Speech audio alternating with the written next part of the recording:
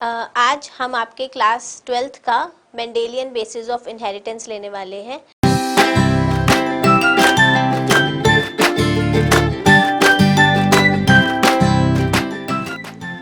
मैं सिमरन आप सभी का स्वागत करती हूँ।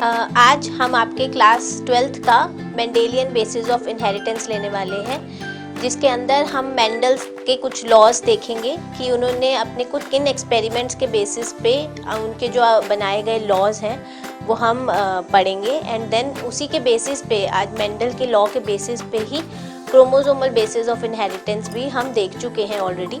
तो हमने क्रोमोसोमल बेसिस ऑफ इनहेरिटेंस में देखा, उसी को ही हम अब मेंडल बेसिस ऑफ इनहेरिटेंस देख रहे हैं कि उसने क्या कॉन्सेप्ट्स लेड किए जो कि आगे आपका हमने क्रोमोसोमल बेसिस ऑफ इनहेरिटेंस में पढ़ा।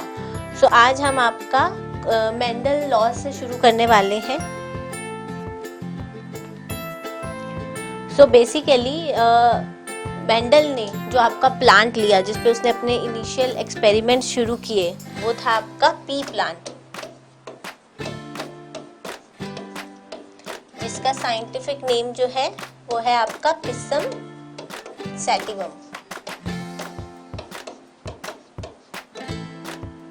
तो आपका जो मेंडल ने अपने इनिशियल एक्सपेरिमेंट्स लिए उसमें जो मेन प्लांट उन्होंने यूज़ किया वो था आपका पी प्लांट, जिसे हम पिसम सैटिवम भी बोलते हैं।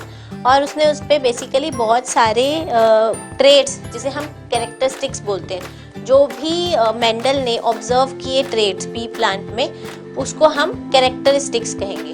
We will call it as characteristics.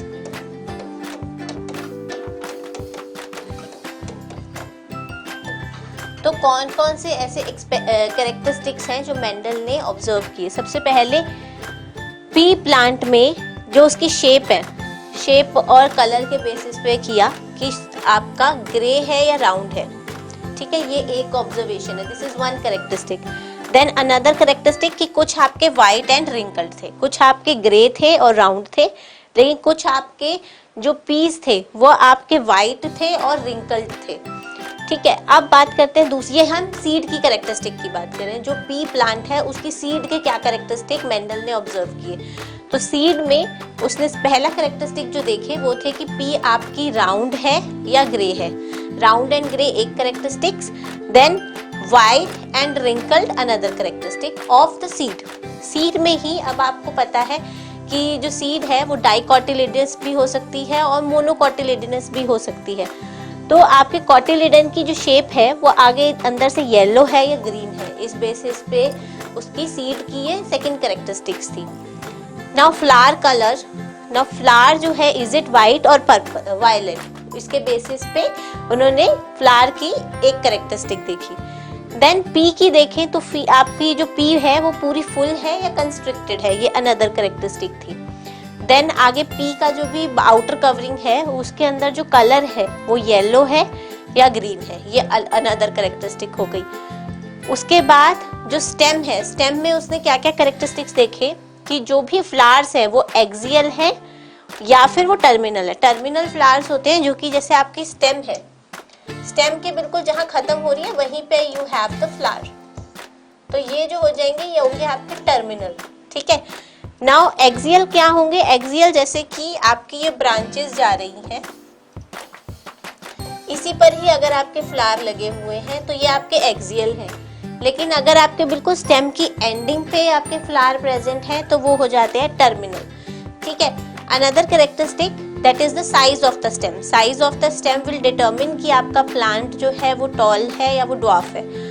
तो size of the stem either it would be long, जिसे हम टॉल भी कह सकते हैं, दैट इज 6 to 7 फीट, और इट वुड बी शॉर्ट यानी मुश्किल से 1 फीट। तो that would and it would be called as a dwarf plant. तो ये कुछ कैरेक्टरिस्टिक्स थे जो इसने ऑब्जर्व किए in the pea plant. Pea plant के अंदर सबसे पहले जो उसने कैरेक्टरिस्टिक ऑब्जर्व किए और उन्हीं पे आगे उसने स्टडी करना शुरू किया।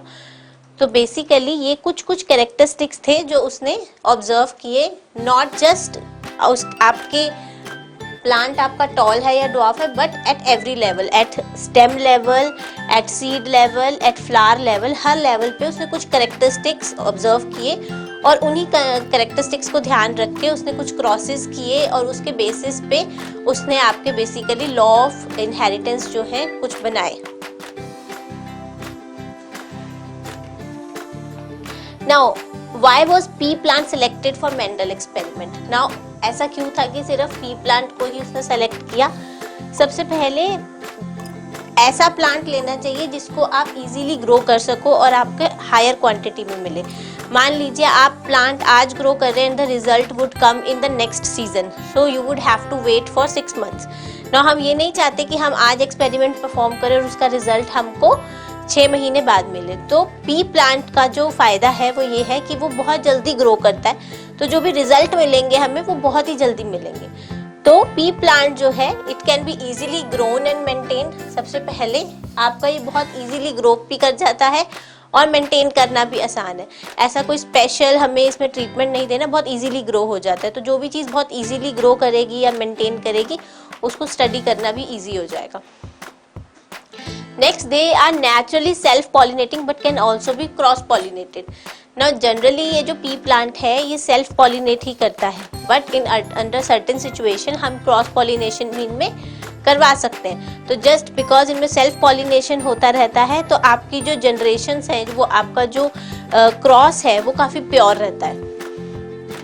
Now it is an annual plant, therefore many generation can be studied within a short period of time. As I said कि ये annual plant है। annual plant means ये आपका हर सीजन में ग्रो करता है, तो हर सीजन में ग्रो करने की वजह से आप इसको कभी भी स्टडी कर सकते हैं। स्टडी करना आसान है इसको, और जो रिजल्ट आपको मिलेंगे, जो आपको फर्स्ट प्रोजेनी या सेकेंड प्रोजेनी मिलेगी वो भी बहुत फास्ट मिलेगी। तो इस तरीके से इस पे जो स्टडी करना है वो भी बहुत आसान हो जाएगा। इसीलिए आपका पी प्लांट जो है मेंडल ने सेलेक्ट किया for his experiments. Now naturally self pollinating है, हम क्रॉस पॉलिनेशन भी करा सकते हैं। एनुअल प्लांट है तो आपके हर सीजन में मिलेगा। हर सीजन में मिलेगा मतलब आप इसको कभी भी एट एनी टाइम आप इसको स्टडी कर सकते हैं। जो भी F1 या F2 जनरेशन आपको मिलेंगी वो बहुत जल्दी मिल जाएंगी और उसको आप बहुत अच्छे से स्टडी भी कर सकते हैं। Next, it has several contrasting characteristics. Now अभी हमने देखा कि कितने सारे कैरेक्टरिस्टिक्स जो थे आपके मेंडल ने ध्यान में रखे, ऐसे कैरेक्टरिस्टिक्स जो कि विजुअली आपको दिखते हैं। एक प्लांट जो आपको विजुअली ही इतने सारे कैरेक्टरिस्टिक्स स्टडी करने को दिखा रहा है, that is a very good choice. तो आपके जैसे हमने देखा कि सीड में भी राउंड एंड ग्रे है, वाइट एंड रिंकल्ड है, फ्लावर में भी आपके वाइट फ्लावर्स भी हैं, वायलेट फ्लावर्स भी हैं। देन आपके फ्लावर्स जो है वो टर्मिनल भी हो सकते हैं, एक्सियल भी हो सकते हैं। Then tall versus dwarf plant. तो बहुत सारे आपके कैरेक्टरिस्टिक्स हैं जो आप सिंगल प्लांट में ऑब्जर्व कर सकते हो। तो आप मल्टीपल पैरामीटर्स को साथ में लेके स्टडी कर सकते हैं। इसीलिए जो आपका पी प्लांट है, Mendel chose this plant for his experiments.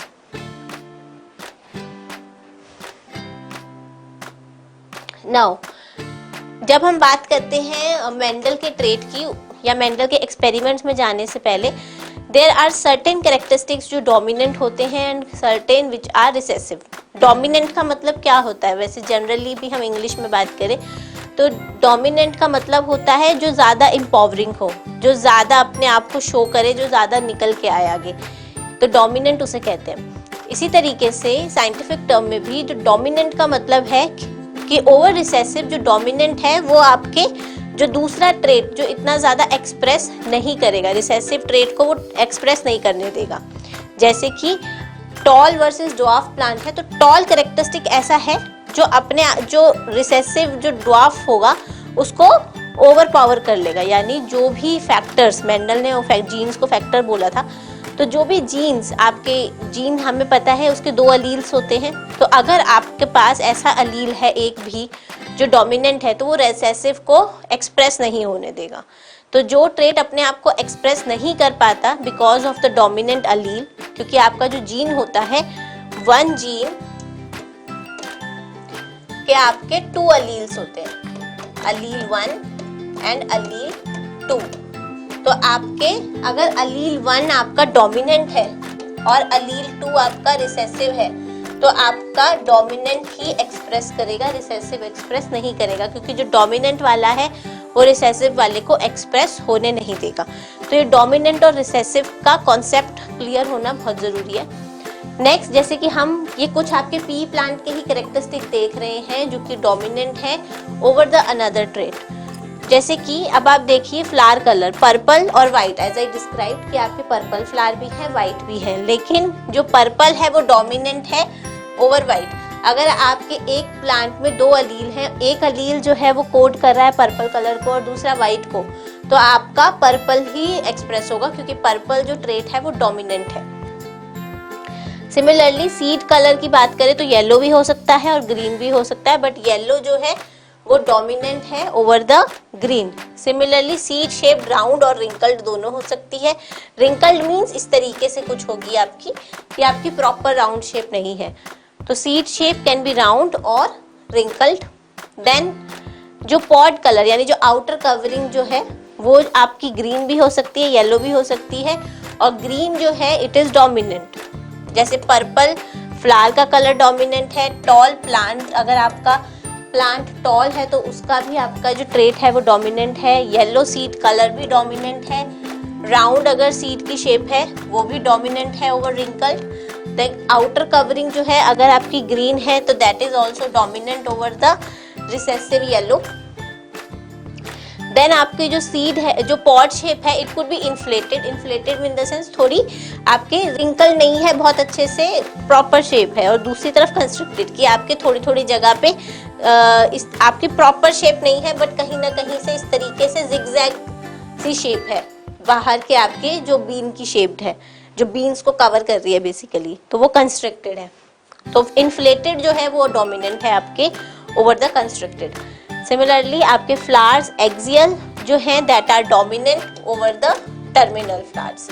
तो जितने भी ट्रेड्स आपके मेंडल ने ऑब्जर्व किए उसके कॉन्ट्रास्टिंग ट्रेड्स भी उसने देखे, जिसके बेसिस पे उसे ये पता चल गया कि कुछ ट्रेड्स ऐसे हैं जो डोमिनेंट हैं और कुछ ट्रेड्स ऐसे हैं जो कि रिसेसिव हैं।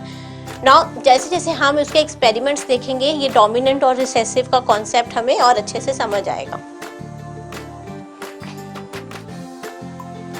नाउ मेंडल का सबसे पहला क्रॉस जो था वो था मोनोहाइब्रिड क्रॉस। मोनोहाइब्रिड क्रॉस का मतलब क्या होता है, जब हम सिंगल कैरेक्टरिस्टिक को स्टडी कर रहे होते हैं। तो मेंडल एक्सपेरिमेंट में मोनोहाइब्रिड क्रॉस का मतलब है जब हम सिंगल कैरेक्टरिस्टिक स्टडी कर रहे हैं।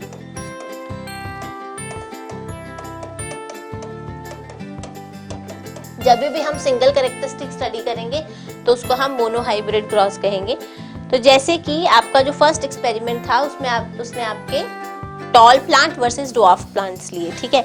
अब एज आई सेड कि आपका जो जीनोटाइप है, आपके एक जीन जो है हमेशा दो अलील से बना होता है। तो अगर आपका उसने एक प्लांट लिया जो टॉल था, बिकॉज ये आपके सेल्फ पॉलिनेटिंग प्लांट्स हैं, तो हम ये मान सकते हैं कि ये जिसका जो जीनोटाइप होगा वो आपका प्योर होगा, यानी दोनों ही अलील जो है वो कैपिटल टी होंगे। Capital T corresponds to the dominant trait, ठीक है। नाउ स्मॉल टी को हमने एज रिसेसिव किया क्योंकि दूसरा प्लांट हमारा रिसेसिव था, तो आपके स्मॉल टी से हमने रिप्रेजेंट किया, ठीक है। दो से हमने इसलिए किया क्योंकि एक जीन इज इनकोडेड बाय जो आपके it is a result of to alleles, उसमें से कौन सा डोमिनेंट है कौन सा रिसेसिव है उसके बेसिस पे आपका ट्रेट डिसाइड होता है।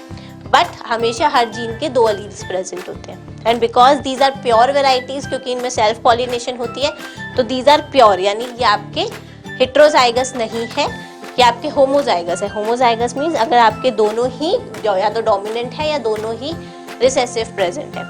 ना अब क्या होगा जब आपके फर्स्ट जब गैमेट बनेंगे कैपिटल टी वाले प्लांट से यानी टॉल प्लांट से, तो आपके गैमेट आपको पता है रिडक्शनल डिवीजन होती है, आपके जितने भी गैमेट्स होते हैं वो हैप्लॉइड होते हैं, यानी ये अलील्स जो है वो सेपरेट हो जाएंगे।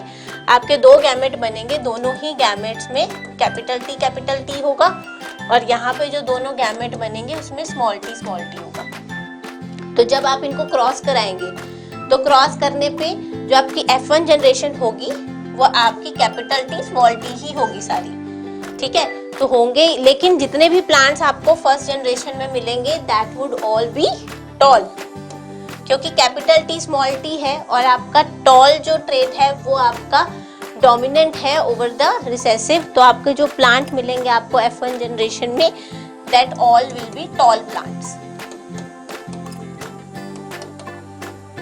ठीक है। अब इन्होंने क्या किया, जो आपको फर्स्ट जनरेशन में जो भी आपको टीटी के प्लांट्स मिले, हेट्रोजाइगस पॉपुलेशन मिली, उसको दोबारा से इन्होंने आपस में मेट कराया, यानी कैपिटल टी स्मॉल टी को इन्होंने दोबारा एक दूसरे से क्रॉस कराया। ठीक है। नाउ अब आप देखिए, अगर मैं एक पनेट स्क्वायर बनाऊं तो पनेट स्क्वायर में अब आपको जो फर्स्ट प्लांट है उससे कौन से गैमेट्स मिल रहे हैं, कैपिटल टी और स्मॉल टी। इसी तरीके से सेकंड प्लांट से भी आपको कैपिटल टी और स्मॉल टी जैसे आपके गैमेट्स बनेंगे।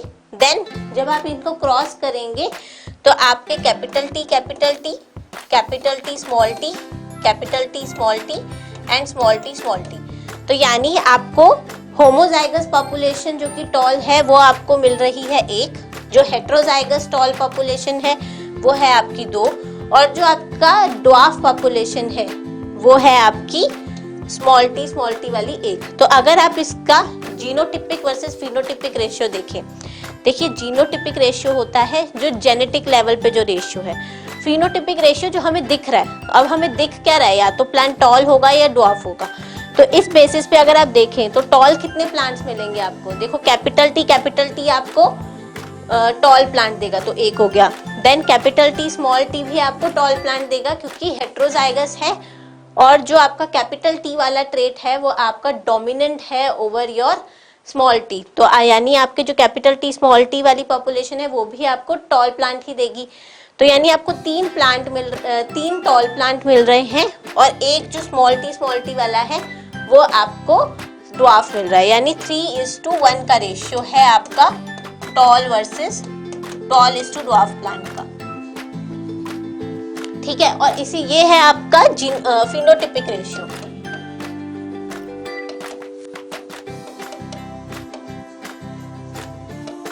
अब जीनोटिपिक रेशियो क्या होगा, जीनोटिपिक रेशियो में देखा जाए तो कौन कौन से आपका जेनेटिक मेकअप हो रहा है, या तो पॉपुलेशन कैपिटल टी है, या कैपिटल टी स्मॉल टी है, या स्मॉल टी है। तो ये जेनेटिक लेवल है उसका। नाउ कैपिटल टी वाली आपका एक पॉपुलेशन है, कैपिटल टी स्मॉल टी वाली आपकी 2 है, और स्मॉल टी वाली 1। तो यानी जो आपका जीनोटिपिक रेशियो है वो 1:2:1 का है, और जो फिनोटिपिक रेशियो है वो आपका 3:1 का है। तो ये आपका मेंडल का मोनोहाइब्रिड क्रॉस था, जहाँ पे उसने एक ही कैरेक्टरिस्टिक जो है ऑब्जर्व किया था पी प्लांट पे, that is tall versus dwarf का। नाउ नेक्स्ट है आपका मेंडल का डाईहाइब्रिड क्रॉस। डाईहाइब्रिड क्रॉस का मतलब है यहाँ पे वो 2 कैरेक्टरिस्टिक ऑब्जर्व कर रहा है। डाईहाइब्रिड का मतलब है 2 कैरेक्टरिस्टिक्स जो है साइमल्टेनियसली स्टडी किए जा रहे हैं। नाउ 2 कैरेक्टरिस्टिक्स जो यहाँ पे स्टडी किए जा रहे हैं वो बेसिकली है कि आपकी जो सीड है वो येलो या राउंड है, या आपकी ग्रीन और रिंकल्ड है। ठीक है, येलो एंड राउंड, एंड दूसरा है आपकी ग्रीन एंड रिंकल्ड। ठीक है। अब इन्होंने सीड के बेसिस पे किया, तो 2 कैरेक्टरिस्टिक्स देख रहे हैं। तो जो आपका येलो वाला ट्रेट है ये भी 2 अलील से आपका बना होगा, यानी capital Y corresponds to your yellow जो सीड का कलर है। Then capital R that is आपकी राउंड सीड है, तो कैपिटल आर, और बिकॉज ये डोमिनेंट ट्रेट है इसलिए इसको हमने आपके कैपिटल लेटर से डिनोट किया। कॉरेस्पॉन्डिंग उसने ऐसी सीड की वैरायटी ली जो कि थी आपकी ग्रीन एंड रिंकल्ड। अब ग्रीन ट्रेट जो है वो रिसेसिव है ओवर येलो, तो इसलिए उसको रिप्रेजेंट किया स्मॉल वाई से, और रिंकल्ड जो है आपकी that is also recessive variety, तो इसके अंदर आपके स्मॉल आर से किया। नाउ अब आप देखें तो आपको फर्स्ट केस में कौन कौन से गैमेट मिलेंगे। फर्स्ट केस में अगर आप देखें तो आपको जो गैमेट मिलेंगे, वैसे इसको आप एक से नहीं, यहाँ पे आपको YYRR गैमेट मिल रहे हैं, बट Y और R आपके साथ साथ रहेंगे क्योंकि ये जो है आपके 2 कैरेक्टरिस्टिक स्टडी कर रहे हैं। जो गैमेट में है वो एक ही आता है, तो या तो गैमेट में कैपिटल Y और स्मॉल r आएगा। आपके जो फर्स्ट केस में गैमेट बनेंगे उसके अंदर आपके जितने भी फर्स्ट केस में गैमेट बन रहे हैं उनके अंदर कैपिटल Y और कैपिटल R आ रहा है, वेयर एज जो दूसरे में आपके स्मॉल y और स्मॉल r आएगा। तो इसी तरीके से अगर आप करो तो आपके फर्स्ट केस में सारे y r है और दूसरे केस में आपके स्मॉल r है, ठीक है। तो इसी को अगर आप क्रॉस करेंगे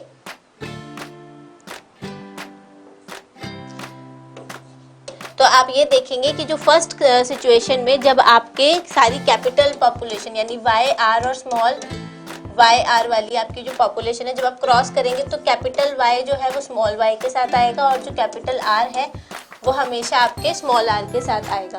तो ये जो है बेसिकली आपका जो फर्स्ट केस में जो आपको गैमेट्स मिले वो मिले आपके Y R and Y R, और जो दूसरे केस में मिले आपको वो है स्मॉल वाई और स्मॉल आर। यानी फर्स्ट केस में जितने भी गैमेट्स बन रहे थे वो आपके येलो और राउंड हैं, और जो आपके जो सेकंड केस में जितने भी आपको गैमेट्स मिलेंगे वो आपके राउंड आपके रिंकल्ड और ग्रीन होंगे। नाउ अब ये जब आपस में जब आप इनको क्रॉस कराएंगे तो आपके एक तरफ वाई आर है और दूसरी तरफ आपके स्मॉल वाई स्मॉल आर है। तो अगर आप इसके पनेट स्क्वायर में देखेंगे तो कैपिटल वाई स्मॉल वाई और कैपिटल आर स्मॉल आर, तो हर किसी में यही आपका कॉम्बिनेशन आएगा।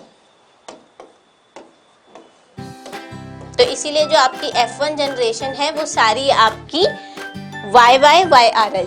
जैसे आप देख सकते हैं कि आपकी जो F1 जनरेशन है उसमें आपके capital Y small Y capital R और स्मॉल आर आएंगे, और ये जितनी भी होंगे बिकॉज इसमें आपके रिसेसिव ट्रेट्स तो हैं लेकिन एक्सप्रेस हमेशा डोमिनेंट होते हैं, इसलिए जो F1 जनरेशन है वो सारी आपकी येलो होगी और साथ में राउंड होगी। नाउ अब येलो और राउंड पॉपुलेशन जो हमें यहाँ पे मिली उसको दोबारा से अब आपस में मेट कराया गया, यानी F1 जनरेशन को आपस में मेट कराया गया।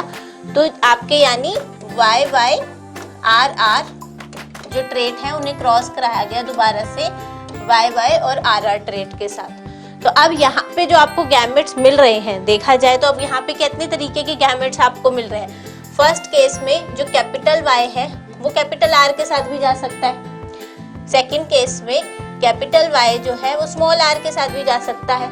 सिमिलरली आपका फर्स्ट केस में इसी वाले केस में आपका जो स्मॉल वाई है वो कैपिटल आर के साथ भी जा सकता है, और आपका स्मॉल वाई जो है स्मॉल आर के साथ भी जा सकता है। तो ये आपके जो यहाँ पे गैमेट्स बन रहे हैं वो 4 टाइप ऑफ गैमेट्स बन रहे हैं। अब आप इनमें परम्यूटेशन एंड कॉम्बिनेशंस लगाएं अगर इस तरीके का पनेट स्क्वायर बना के, तो आपके जिस तरीके के मैंने आपको बताया कि 4 तरीके के गैमेट्स बनेंगे, तो इन 4 तरीके के गैमेट्स को जब आपस में क्रॉस कराया गया तो हमें ये दिखा कि आपका जो रेशियो मिला F2 जनरेशन में दैट इज 9:3:3:1 का, यानी आपके जो out of all these plants 9 जो प्लांट्स थे उनका जो फिनोटाइप था वो क्या था, आपका येलो भी था और राउंड भी था। 3 जो थे आपके बेसिकली राउंड एंड ग्रीन थे, 3 आपके येलो एंड रिंकल्ड थे, और एक आपका अगेन ग्रीन एंड रिंकल्ड था। तो जो आपका प्योर रिसेसिव ट्रेट आया है जो कि बिल्कुल अपने पेरेंट से जो F1 से पहले हमने लिया है वो एक ही है, जिसके अंदर आपका जो ये जो आपका ट्रेट है इसके अंदर जो जीनोटाइप होगा वो स्मॉल वाई और स्मॉल आर होगा। तो इससे आप ये देख सकते हैं कोई भी कैरेक्टरिस्टिक्स जो है वो एक दूसरे पे डिपेंडेंट नहीं है, वो अपने तरीके से असॉर्ट करेंगे। जब भी गैमेट बनेंगे तो जस्ट बिकॉज कि आप येलो और रिंक आप 2 कैरेक्टरिस्टिक को साथ में स्टडी कर रहे हैं इसका मतलब ये नहीं है वो सिमिलर ट्रेंड दिखाएंगे। आपको जो जीनोटिपिक रेशियो आपको टॉल वर्सेस ड्वार्फ में मिला था वो यहाँ पे नहीं मिला है। वो इसीलिए नहीं मिला है क्योंकि आपका यहाँ पे जो डाई हाइब्रिड क्रॉस है इसके अंदर जो येलो कैरेक्टरिस्टिक्स और आपका जो सीड का येलो कलर होना या फिर राउंड कलर हो आपका राउंड होना शेप में, ये आपस में डिपेंडेंट नहीं है। दोनों के जीन्स जो है या दोनों के अलील्स जो हैं गैमेट्स में इंडिपेंडेंटली असॉर्ट होंगे एक दूसरे के इंटरफेरेंस के बिना। तो जब आपके गैमेट्स में जाएंगे ये कैरेक्टरिस्टिक्स तो आपके जो आपका येलो जो डोमिनेंट है वो हो सकता है आपके जो ग्रीन रिसेसिव के साथ चला जाए या ग्रीन डोमिनेंट के साथ चला जाए, या आपका जो रिसेसिव है यानी ग्रीन जो है वो आपका बेसिकली येलो के ग्रीन जो है वो बेसिकली आपके राउंड के साथ चला जाए या रिंकल्ड के साथ भी जा सकता है। तो ये जो आपके कैरेक्टरिस्टिक है, आपने लिए 2 कैरेक्टरिस्टिक हैं, लेकिन ये एक दूसरे से इंडिपेंडेंटली असॉर्ट होते हैं। इसी बेसिस पे आपके आगे मेंडल के कुछ लॉज भी बने हुए हैं। बट यहाँ पे समझना ये ज़रूरी है कि गैमेट्स में हम स्टडी चाहे 2 कैरेक्टरिस्टिक कर रहे हैं, लेकिन ये इंडिपेंडेंटली दोनों कैरेक्टरिस्टिक एक दूसरे के इंडिपेंडेंटली ही गैमेट्स में जाएंगे। इसको हम लॉ ऑफ इंडिपेंडेंट असॉर्टमेंट भी बोलते हैं। तो जितने भी बच्चे हमारे साथ जुड़े हुए हैं इस वक्त, अगर आपको कोई भी परेशानी हो या कुछ समझ नहीं आ रहा हो तो आप हमसे कमेंट के जरिए अपना क्वेश्चन पूछ सकते हैं। नाउ नेक्स्ट हम बात करते हैं कि हमें मेंडल एक्सपेरिमेंट से क्या क्या हम कंक्लूड कर सकते हैं। देखिए, जो भी आपका जेनेटिक मेकअप है प्लांट का वो आपका जीनोटाइप है। जो भी जेनेटिक लेवल पे आपकी कॉन्स्टिट्यूशन है दैट इज जीनोटाइप। जैसे मैंने बताया था कि आपका जीनोटाइप और फिनोटाइप रेशियो अलग होता है। फिनोटाइप जो हमें दिख रहा है, जीनोटाइप जो जेनेटिक लेवल पे है। जैसे हमने टॉल और ड्वार्फ में देखा कि जेनेटिक रेशियो जो था वो तो आपका 1:2:1 का था, लेकिन जो आपका फिनोटिपिक रेशियो था वो 3:1 का था। तो आपका genotypic ratio versus phenotypic ratio जो है वो डिफरेंट होता है। नाउ जो जीन्स है वो हमेशा आपके पेरेंट्स से ऑफस्प्रिंग में जाते हैं एज अलील, क्योंकि आपका कोई भी जीन 2 अलील से बनता है और आपके जब गैमेट्स बनते हैं तो उनमें से कोई एक ही अलील आपके गैमेट्स में जाता है। ठीक है। Now during gametogenesis, when the chromosome are half, there is 50% chance one of the 2 alleles fuse with the other parent.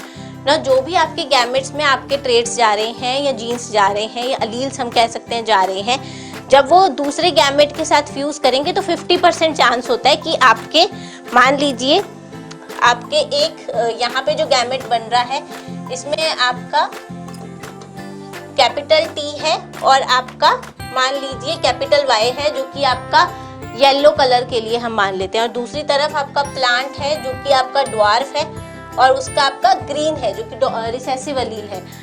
तो जब ये दोनों को आप क्रॉस कराएंगे और मान लीजिए 2 और तरीके के गैमेट्स भी हैं, तो हर गैमेट का दूसरे गैमेट के साथ जो फ्यूज होने के चांसेस होते हैं या फर्टिलाइज होने के चांसेस होते हैं वो 50% होते हैं। कोई भी गैमेट ड्यूरिंग फर्टिलाइजेशन किसी भी गैमेट के साथ फ्यूज कर सकता है, तो ये आपका चांस इवेंट होता है and there is 50% chance. Next है when the alleles are same they are known as homozygous. अगर अलील सेम है यानी अगर कैपिटल T है तो ये होमोजाइगस है, अगर कैपिटल T स्मॉल t है तो ये हेटेरोजाइगस है। तो होमोजाइगस में आपके दोनों जो हैं अलील्स जो हैं वो आपके एक जैसे होंगे, और हेटेरोजाइगस में एक अगर डोमिनेंट है तो दूसरा रिसेसिव होगा फॉर द सेम कैरेक्टरिस्टिक।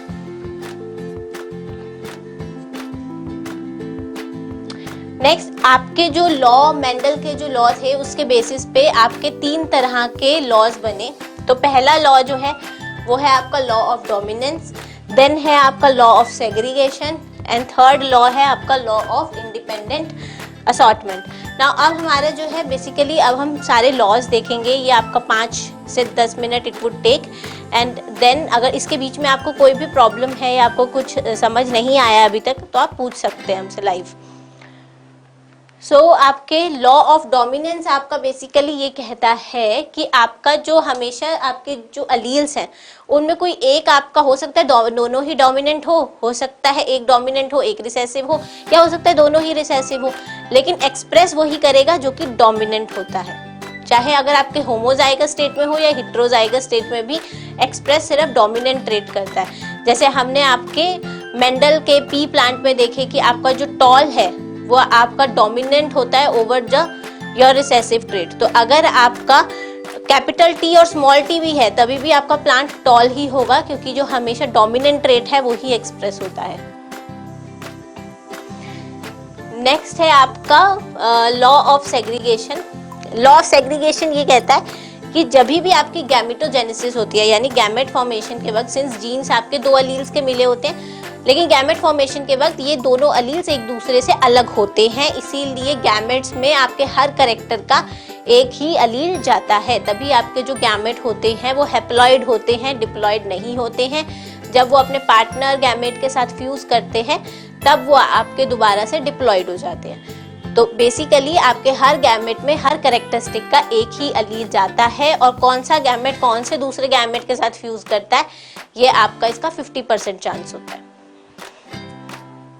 तो आपका लॉ ऑफ सेग्रीगेशन यही कहता है कि आपका ड्यूरिंग गैमेट फॉर्मेशन आपके अलील सेग्रीगेट होते हैं, सेग्रीगेट मतलब अलग होते हैं, ताकि आपके गैमेट्स में हर कैरेक्टर का एक ही अलील जाए।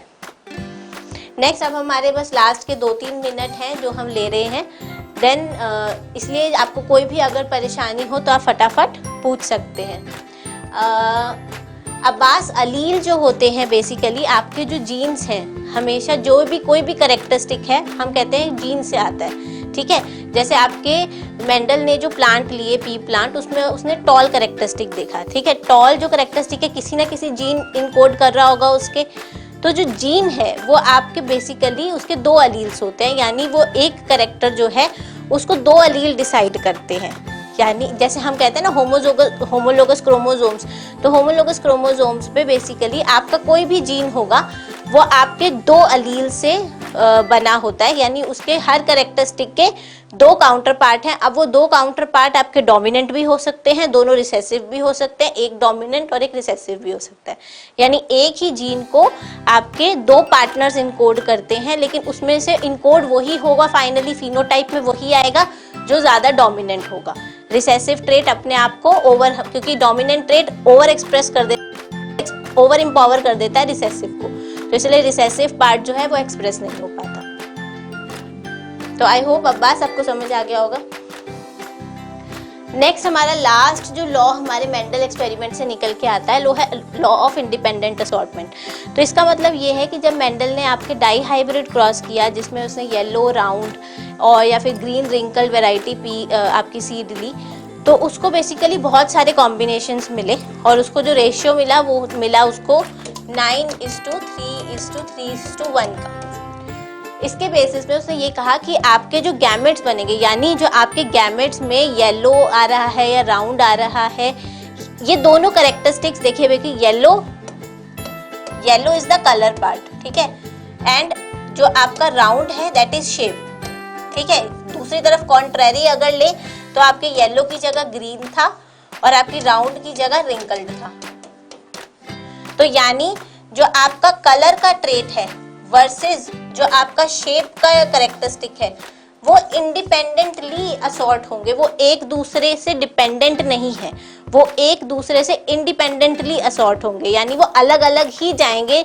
वो आपके गैमेट में हो सकता है कैपिटल वाई के साथ स्मॉल आर आ जाए, हो सकता है कैपिटल वाई के साथ कैपिटल आर आए, हो सकता है स्मॉल वाई के साथ कैपिटल आर आए, या आपके स्मॉल वाई के साथ स्मॉल आर ही आ जाए। तो ये आपके इसीलिए है क्योंकि आपके दोनों के जो अलील्स हैं वो इंडिपेंडेंटली असॉर्ट हो रहे हैं, इंडिपेंडेंटली अपने आप को सेग्रीगेट कर रहे हैं। तो एक कैरेक्टरिस्टिक दूसरे कैरेक्टरिस्टिक पर डिपेंडेंट नहीं है। तो लॉ ऑफ इंडिपेंडेंट असॉर्टमेंट आपको बेसिकली ये बताता है। तो ये तो था हमारा पूरा मेंडेलियन जेनेटिक्स। आई होप आप सबको अच्छे से समझ आया होगा, एंड आप अगर कोई भी परेशानी हो आप एकलव्य एजुकेशन की ऐप भी डाउनलोड कर सकते हैं, वहाँ पे आपको ये सारे लेक्चर्स अवेलेबल हो जाएंगे।